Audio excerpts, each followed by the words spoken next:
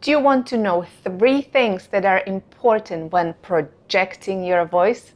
In this 5-minute video, I'll talk about 3 skills that people need to have in order to speak loudly in a sustainable way without creating tension or strain.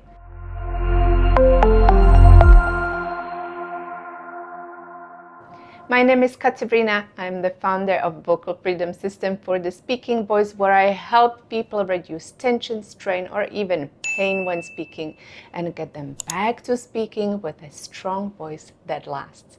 And in this video, I will share 3 myths about speaking loudly and what to do instead. Myth number 1, you need a big breath for loud speaking. Many people think that loud sounds require a lot of air, which would mean taking big breaths in. Big lung volumes can strain the vocal folds. Just think about it. When someone is in danger and they yell for help, they take a quick inhale and shout, "Help!" without any preparation, without taking a big breath. There is no time for big breaths. It's a very quick and a reflexive behavior that uses small lung volumes. My tip: practice quick and silent inhales. High intensity sounds like to invite constriction at the level of the vocal folds. Therefore, use a small but silent breath to prevent constriction. If you are inhaling audibly, your throat is already constricted and not fully open.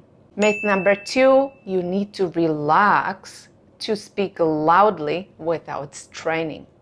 Any sound of high intensity or a loud sound requires high effort in the body to support the small muscles in the larynx. You would not expect loud noises to come from relaxed bodies. Therefore, we need to create a stable and strong framework to project our voice. Support, anchoring, or engagement of the big body muscles is such an undervalued skill, but this is the very first skill I teach all of my clients. My tip: practice body anchoring to support the laryngeal muscles. Myth number 3, there is only one way to increase loudness when speaking. The most common way people increase their loudness is by increasing the breath pressure under the vocal folds. It's very instinctive and it's effective. It's called the lumbar reflex, which is an involuntary tendency of speakers to increase their vocal effort when speaking in loud environments to enhance the audibility of their voice.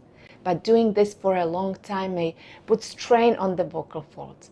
When you create high breath pressures, the natural reactions of the vocal folds is to close tighter. This may also trigger false vocal fold constriction or constriction of other vocal structures. There are other ways to increase loudness. For example, sustainable calling is achieved by shaping of the vocal tract in a very specific way to boost higher frequencies in the sound signal. This specific shape brings the vocal folds together and maintains them closed for a longer period of time.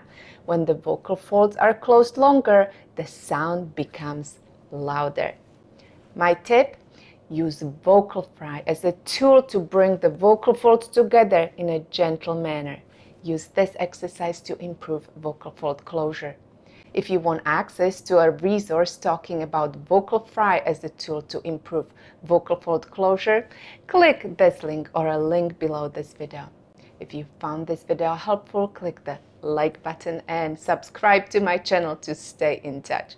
And of course, don't forget to check out my other videos right here below. I hope to see you soon. Bye!